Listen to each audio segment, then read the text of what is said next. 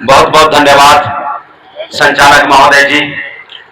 और साथियों, आज का जो यह दिन है बहुत खास दिन है। खास दिन इसलिए है क्योंकि हम लोग आज मैनपाट के सिकरिया गांव नागाडार में राष्ट्रीय आदिवासी एकता परिषद, राष्ट्रीय आदिवासी कर्मचारी संघ, राष्ट्रीय आदिवासी छात्र संघ का संयुक्त 15वां प्रदेश अधिवेशन, राज्य अधिवेशन मना रहे हैं। और साथियों, ये पूरे देश में एकलौती ऐसी संगठन है जो राष्ट्रीय स्तर का संगठन है। ये पहली खूबी है। दूसरी खूबी ये है साथियों कि ये संगठन को संगठन चलाने के लिए नहीं बनाया गया है, उद्देश्य पूर्ति के लिए संगठन बनाया गया है। तो हम लोग आज उद्देश्य पूर्ति करने के संदर्भ में एक कदम आगे बढ़ाए हुए हैं और इस बहुत ही महत्वपूर्ण कार्यक्रम का संचालन करने के लिए, अध्यक्षता करने के लिए आज हमारे बीच में माननीय सिद्धांत मौर्य साहब, छात्र संघ के राष्ट्रीय अध्यक्ष। हमने सोशल मीडिया में पिछले समय पे 6 अक्टूबर में दिल्ली में हमने दिल्ली के जंतर मंतर में पूरे लोग देखे हैं। जबरदस्त नेतृत्व के धनी हैं। मैं अपील करना चाहूंगा उन्हें सुन के ही जाना है कि क्योंकि हमें बहुत अच्छा दृष्टिकोण हम लोग को यहाँ मिलने वाला है। मंचासीन संबंध साथी और हमारे मूल निवासी जंबाज कार्यकर्ता, मूल निवासी साथीगण, हम लोग विषय को, अपनी बातों को रखेंगे साथियों। और इसमें पहले नंबर का जो विषय है शिक्षा का निजीकरण, व्यापम घोटाला और पेपर लीक, यह विषय लगाया गया है। आप 6 लाख संगठन में चले जाएंगे, 6 लाख संगठन कभी भी आपको इस विशेष मुद्दे के ऊपर में बातों को नहीं बताएगा। क्यों नहीं बताएगा? क्योंकि सरकार का जो षड्यंत्र है वो खुलासा हो जाता है। बहुत सारे संगठन सरकार के दबाव में आ जाते हैं।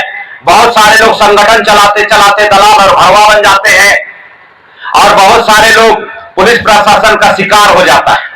हर 2-4 दिन में फॉलोअप आता है, फोन आता है और उनका मोरल खत्म हो जाता है और उन लोग पूरा आंदोलन को ठंडे बस्ते में डाल देते हैं।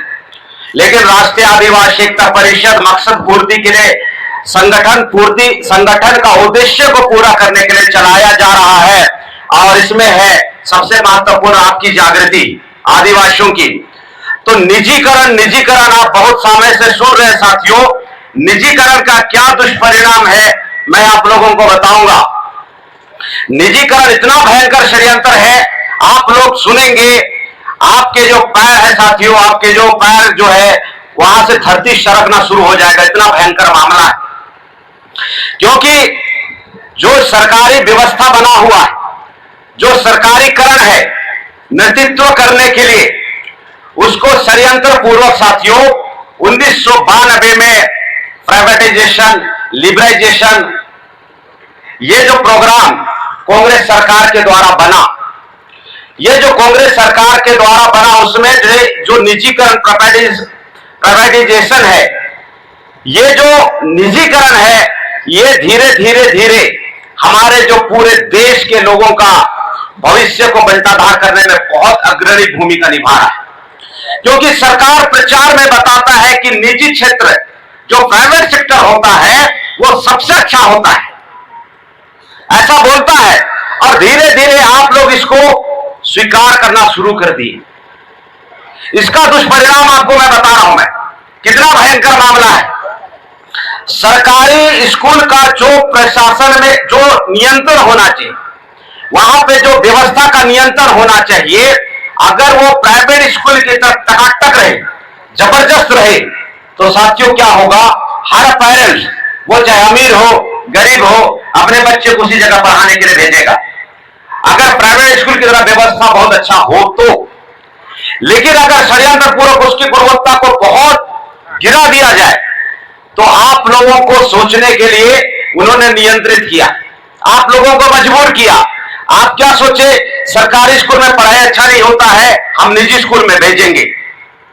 आपको सरकार ने तैयार कर दिया आपके बच्चे को निजी स्कूल में पढ़ाने के लिए, और पूरे के पूरे हमारे जो माता पिता हैं काफी अच्छा खुश होते हैं कि निजी स्कूलों में पढ़ाई हो रही है। मैं निजी स्कूल को विरोध नहीं कर रहा हूं, सरकार की मंशा का खुलासा कर रहा हूं मैं। सरकार की मंशा क्या है इसके पीछे?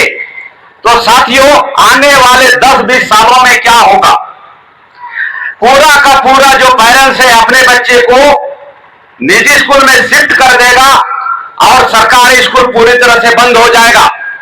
आप लोगों को बहुत खुशी मिलेगा कि हमारा बच्चा प्राइवेट स्कूल में पढ़ता है।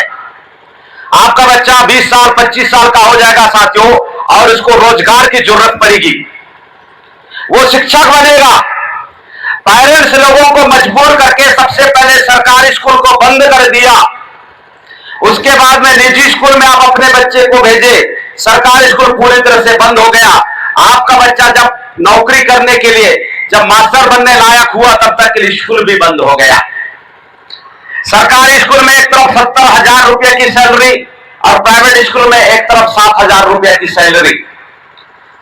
कौन सा नौकरी करवाना पसंद करोगे, 70,000 वाला कि 7,000 वाला? थोड़ा सा बोलेंगे तो समझ में आएगा। कितना हजार वाला करवाना पसंद करेंगे? लेकिन 70,000 वाला स्कूल को तो आप ही से बंद करवा रहा है सरकार। समझ में आ रहा साथियों बात?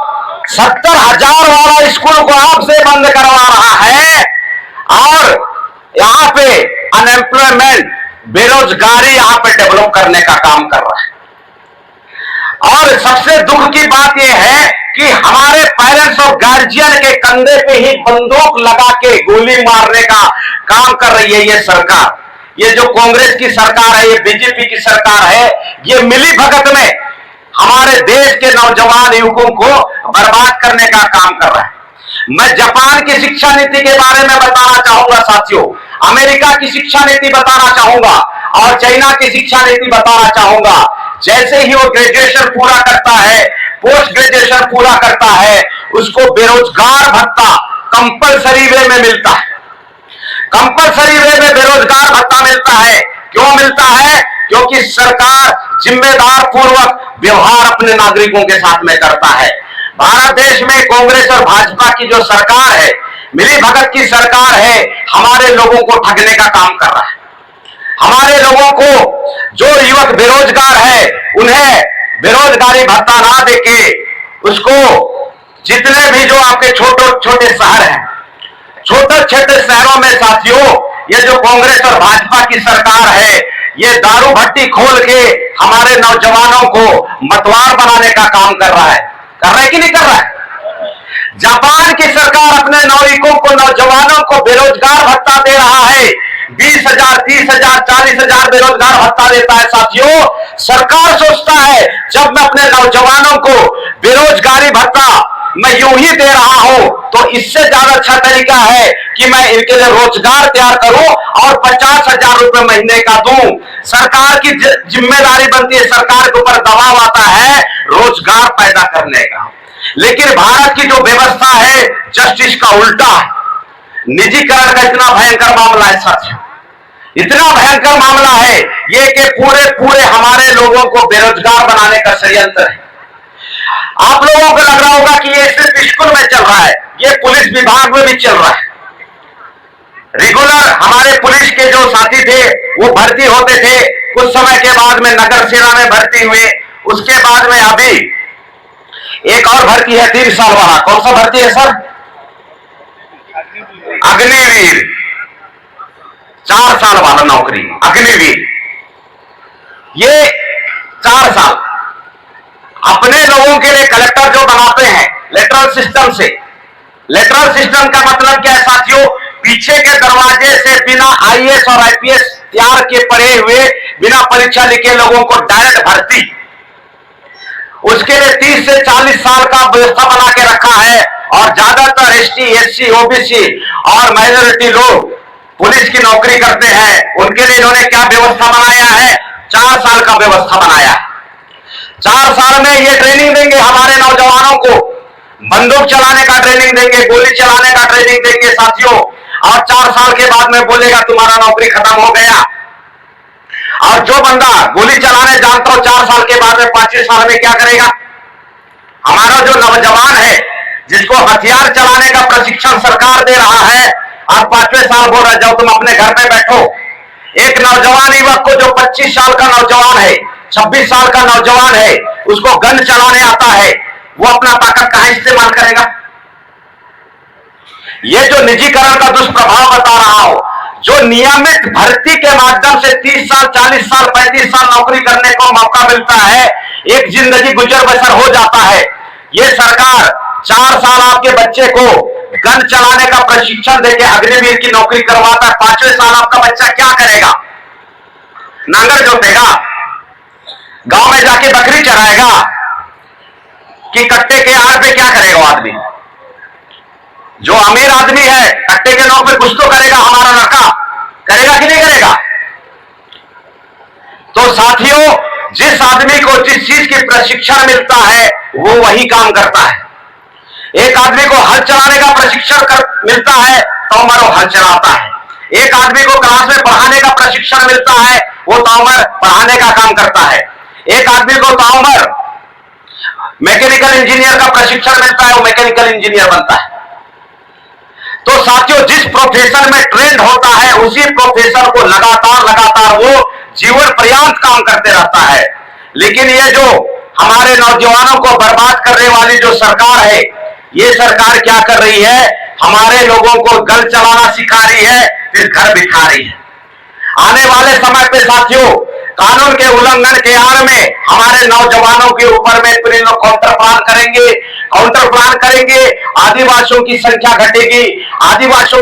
घटेगी। उसके बाद में जो हमारा 5वीं अनुसूची इलाका है वो सामान्य इलाका में घोषित होगा, जनरल इलाका में घोषित होगा। आज हमारा 5वीं अनुसूची इलाका होने के बावजूद यहाँ पे अडानी का, हिंडाल्को का, जिंदल का प्रकोप है। जिस दिन आपका सरगुजा संभाग या जनरल इलाका घोषित हो जाएगा, उस दिन क्या होगा साथियों? विस्थापन होते रहेगा। तो निजीकरण के माध्यम से साथियों आपकी बर्बादी तय करने का काम सरकार कर रहा है। इतना भयंकर मामला है। उसको पता है, क्योंकि जो नियमित भर्ती के माध्यम से लाखों रुपया की सैलरी लेगा साथियों, पैसा शक्ति होता है, बुद्धि की शक्ति होती है, शरीर की ताकत शक्ति होती है। और ये तीनों जिस किसी भी इंसान के पास में होता है साथियों, समाज में उसका दबदबा होता है। आपके गांव में जो 1-1 लाख 1.5 लाख कमा रहा है, उसका ताकत अलग से दिखता है। जिनके पास में बहुत ज्यादा बुद्धि बल होता है, बहुत चंचल दिमाग का आदमी होता है, उसका भी प्रभाव समाज में बहुत खतरनाक होता है। और जो शारीरिक रूप से बहुत बलवान होता है, उसका भी समाज में दबदबा होता है। ये तीनों चीज शक्ति का प्रतीक है और आपसे शक्ति को छीनने का काम कर रहा है ये सरकार, क्योंकि ये मनुस्मृति को मानने वाले लोग हैं। मनुस्मृति में आपको जो पहले नियम बनाया गया था कि ये जो शूद्र लोग हैं, आप लोग तो शूद्र के श्रेणी से बाहर के लोग हैं, क्योंकि ओबीसी लोगों को शूद्र बोला गया था, और आप तो आउट ऑफ शूद्र हैं। आदिवासी लोग जंगलों में रहते थे। हमारे अछूत समाज के जो लोग, जिसको ब्राह्मणों ने अछूत बनाया, वो ब्राह्मणों से लगातार लड़ते रहे, तो उन्हें शूद्र नहीं कहा गया, उन्हें अछूत कहा गया। शूद्र ओबीसी समाज को कहा गया साथियों। और उस समय मनुस्मृति में बोला गया कि शूद्रों को शिक्षा लेने का अधिकार नहीं होगा, शूद्रों को संपत्ति रखने का अधिकार नहीं होगा, और शूद्र शासक नहीं बन सकता। 1950 में साथियों संविधान लागू हो गया, लेकिन इनकी मनुस्मृति वाली मानसिकता आज भी खत्म नहीं हुआ है। इसलिए हमारे समाज के लोगों को वो बर्बाद करने के लिए बार बार षड्यंत्र का सहारा ले रहा है, हर बार षड्यंत्र ले रहा है। इसीलिए बाबा साहब अंबेडकर ने इनके ब्रेन के ऊपर में टिप्पणी किया था साथियों कि इनका जो ब्रेन होता है प्याज की तरह होता है, एक छिलका उतारिए दूसरा छिलका तैयार है, दूसरा छिलका उतारिए तीसरा छिलका तैयार है। कहने का मतलब क्या है साथियों? एक षड्यंत्र करेगा, आप उस षड्यंत्र का पर्दाफाश करेंगे, दूसरा षड्यंत्र करेगा, तीसरा षड्यंत्र करेगा, चौथा षड्यंत्र करेगा, और हर षड्यंत्र में मूल निवासी के बर्बादी का इतिहास लिखने का कार्यक्रम है इनका।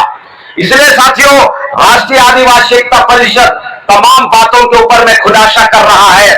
खुलासा आप लोगों को एंटरटेन करने के लिए नहीं किया जा रहा है, खुलासा आप लोगों को सबक सीखने के लिए किया जा रहा है, ताकि आप इनसे बचें। क्योंकि साथियों ये जो हमारा जो प्रबोधन है, ये हमारा निजी प्रबोधन नहीं है। ये जो प्रबोधन है हमारे 5000 साल के इतिहास का, हमारे महापुरुषों के इतिहास का निचोड़ है, सबक है। और जो अपने इतिहास से सबक नहीं सीखता है, वो इतिहास से सबक नहीं सीखता है, वो भविष्य का निर्माण नहीं कर सकता। जो अपने इतिहास से सबक नहीं सीखता है, इतिहास उसको सबक सिखाता है। मैं आप लोगों को ध्यानपूर्वक एक बात बताने के बाद मैं अपनी बातों को समाप्त करूंगा। साथियों, ये जो हमारे मूल निवासी महापुरुष ने जो लड़ाई लड़ा, उस लड़ाई लड़े हुए जो पिछले हमारे कुछ झलक है, उसको मैं शब्दों के माध्यम से बयां करने का प्रयास कर रहा हूं। अभी जैसे 15 तारीख को, 15 नवंबर को हमारे धरती आबा क्रांति नायक हमारे बिरसा मुंडा की जयंती है, जन्म जयंती। साथियों, आज पूरा आदिवासी समुदाय, पूरा एसटी एससी ओबीसी समुदाय बड़े गर्व के साथ में बिरसा मुंडा का नाम को पुकारता है। मुझे भी गर्व होता है कि हमारे जननायक बिरसा मुंडा का, मैं आदिवासी समाज में जो प्रभाव है हर कोई बोलेगा, लेकिन साथियों मैं यहां पे विश्लेषण करके आप लोगों को बताना चाहूंगा। विश्लेषण क्या है? जो आदमी हमारे समाज के दुश्मनों को साथ देता है, वो आदमी बड़े फकर के साथ में बिरसा मुंडा का नाम बोलता है। अभी जैसे पिछले समय में जसपुर में बिरसा मुंडा का जयंती के दिन में कार्यक्रम वहां पे उन्होंने लगाया था। उस कार्यक्रम में आप सुन के हैरान हो जाओगे, बिरसा मुंडा जयंती का नाम नहीं लिखा, लेकिन उन्होंने वहां पे जनजाति गौरव दिवस मनाया, जनजाति गौरव दिवस मनाया साथियों। और जनजाति गौरव दिवस में जो पूरा कार्यक्रम का जो संदेश था, वो पूरा मिलावट से भरपूर था। मैंने आपको बोला था कि जो यहां से इतिहास से सबक सीख के नहीं जाएगा, इतिहास उसको हर बार सबक सिखाएगा। इस सबक को मैं क्लियर करूंगा, फिर अपनी बात को मैं समाप्त करूंगा। साथियों, बिरसा मुंडा को जो लड़ाई है, बिरसा मुंडा का जो लड़ाई था, शुद्ध रूप से जो जमुई छीनने वाले जो दीकू लोग थे, जो विदेशी लोग थे, उस समय के शोषणकर्ता जमींदार थे, उस समय के जो वहां के जो सामंतवादी व्यवस्था के चलाने वाले लोग थे, उनसे उनकी शुद्ध रूप से लड़ाई। अब बिरसा मुंडा ने संघर्ष करते हुए हमारे समाज को मालिकियत का एहसास दिलाया था। आज हमारे आदिवासी समाज में, हमारे जितने भी आदिवासी जिसको कांग्रेस नाम की पार्टी पसंद है, वो ब्राह्मणों को साथ सहयोग देते हुए वो बिरसा मुंडा का नाम लेता है। जननायक बिरसा मुंडा अमर रहे, अमर रहे। जो बिरसा मुंडा जल जंगल जमीन की लड़ाई में एक तरफा लड़ाई लड़ा था, हमारे आदिवासी समाज के कुछ लोग समाज को धोखा देने के नियत से और कांग्रेस के ब्राह्मणों के साथ में मिलके हमारे समाज का सत्यानाश करने का काम कर रहे हैं। कुछ हमारे आदिवासी लोग भाजपा के साथ में मिलके हमारे आदिवासी का सत्यानाश करने में तुला हुआ है। साथियों, मैं आप लोगों को बताना चाहता हूं, एक समय का मिलावट वाला भोजन आपको बर्दाश्त नहीं होता, आप खींच जाते हैं। तो इतना लंबा समय हमारे मूल निवासी समाज का हुक्मरान बनने का दिशा हम लोग तय करने वाले हैं। मिलावट वाली विचारधारा से कैसे संभव होगा?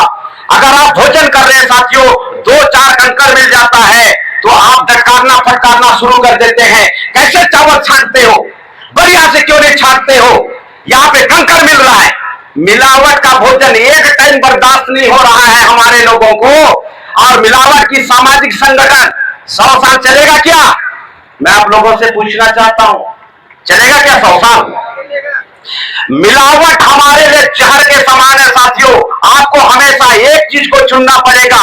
आप लोग गौर करिए, या तो आप लोगों को आदिवासी चुनना पड़ेगा, या तो फिर आपको दलाली और भरवागिरी चुनना पड़ेगा। दोनों एक साथ कभी नहीं चल सकता, क्योंकि थाली में एक तरफ भोजन है साथियों और दूसरी तरफ जहर है। अगर दोनों को मिला के खाओगे तो मर जाओगे। अगर आप भोजन का चुनाव करोगे, शुद्ध भोजन का, तभी आप लंबा जी सकते हो। तो उसी तरह से अगर आदिवासी के आड़ में अगर कांग्रेस नाम की मिलावट आएगी, आदिवासी के नाम पे अगर भाजपा नाम की मिलावट आ जाएगी साथियों, 75 साल गुजर चुका है संविधान को लागू हुए, और 1947 को काउंट करोगे तथाकथित आजादी को, तो साथियों ये जो समय है ये 78 साल गुजर चुका है। 150 साल गुजर जाएगा, 200 साल गुजर जाएगा, बहुत सारा साल गुजर जाएगा, लेकिन आपकी स्वैच्छिक सरकार कभी नहीं आ सकती। संविधान ने 244 अनुच्छेद में आप लोगों को मालिक बनने का अधिकार दिया, आप लोगों का शासन बनाने का अधिकार दिया। आप लोगों का शासक बनना, शासन बनाना तो बहुत दूर की बात है साथियों, हमारे लोगों को जानकारी तक हासिल नहीं हुआ। 3 सरकार है, एक केंद्र सरकार है, दूसरा राज्य सरकार है और तीसरा हमारे आदिवासियों का सरकार है। वजूद में केंद्र सरकार है, वजूद में राज्य सरकार है, लेकिन वजूद में हमारा स्वैच्छिक सरकार नहीं है। अगर आप मिलावट वालों के साथ में दोगे, मिलावट का काम करोगे साथियों, आने वाले समय पे और धोखा खाते रहोगे। इसलिए साथियों आपको एक तरफा काम करना पड़ेगा। जैसे बाबा साहब अम्बेडकर ने एक तरफा, उन्होंने दुश्मन निर्धारित किया, दुश्मन के विरोध में जीवन भर काम किया। बिरसा मुंडा ने दुश्मन निर्धारित किया, जीवन भर दुश्मनों के विरोध में काम किया। तंत्या भील ने दुश्मन निर्धारित किया, जीवन भर दुश्मनों के विरोध में काम किया। वामन मिश्रान साहब ने दुश्मन निर्धारित किया, 48 साल से जीवन पर्यंत उन्होंने दुश्मनों को विरोध में काम किया। अगर हम लोग हमारे इतिहास से सबक अगर नहीं सीखेंगे तो आपको क्या लगता है भविष्य का निर्माण कर पाएंगे क्या? मैं आप लोगों से पूछना चाहता हूं, अगर हम लोग मिलावट की आदिवासियत करेंगे तो हमारा हुक्मरान, हमारा जो 5वीं अनुसूची है, स्वैच्छिक सरकार है, वो हासिल कर पाएंगे क्या? तो साथियों इस जगह से सबक लेने की जरूरत है और अपने अपने गांव में जाके, अपने अपने तहसील में जाके, अपने अपने ब्लॉक में जाके, अपने अपने जिला में जाके साथियों आप लोग संगठन शक्ति निर्माण करने में आप मदद कीजिए। हमारी प्रयास ये है, हजारों की संख्या में एक तहसील में साथियों हमारे लाखों लाखों लोग होते हैं, एक तहसील में लाखों लाखों लोग होते हैं। हम इस मंच के माध्यम से राष्ट्रीय आदिवासी एकता परिषद के 15वां प्रदेश अधिवेशन के माध्यम से आप लोग से अपील करते हैं, अपने अपने तहसील में हजारों हजारों की संख्या में, 1-1 हजार संख्या में प्रशिक्षित कार्यकर्ता तैयार करने में, लीडर तैयार करने में मदद कीजिए साथियों। जब हमारे महापुरुषों की 5000 सालों का जो वास्तविक इतिहास को हम समाज में विचार को स्थापित करेंगे, तब जाके यहाँ पे व्यवस्था परिवर्तन हो सकता है साथियों। इसीलिए मैं आप लोगों से अपील करता हूं, बहुत तेजी से काम करने की जरूरत है। हमारे बीच में एक से प्रभावशाली वक्ता है, सभी के शब्दों को गौर कीजिए और सभी के शब्दों को गौर करते हुए सबक लेते हुए जाइए और इस सबक का एप्लीकेशन करना है साथियों। सुनना, जानकारी इकट्ठा करना होता है, इस जानकारी का प्रतिदिन उपयोग करना, इसको व्यवहार में लाना, इसको काम में करना, ये बुद्धिमानी होता है, ये होशियारी होता है। और इस मंच के माध्यम से मैं आपकी होशियारी की कामना करता हूं, आपकी कर्मठता का कामना करता हूं, आपकी 5वीं अनुसूची की कामना करता हूं, आपकी स्वैच्छिक सरकार की कामना करता हूं, आपकी आजादी की कामना करता हूं, आपकी मार्केट की कामना करता हूं और आप सभी साथी लोग ऐसा करेंगे, ऐसा उम्मीद करते हुए आज किस मौके पर मैं इतनी बातें बोलता हूं। बहुत बहुत धन्यवाद। जय बोल निवासी।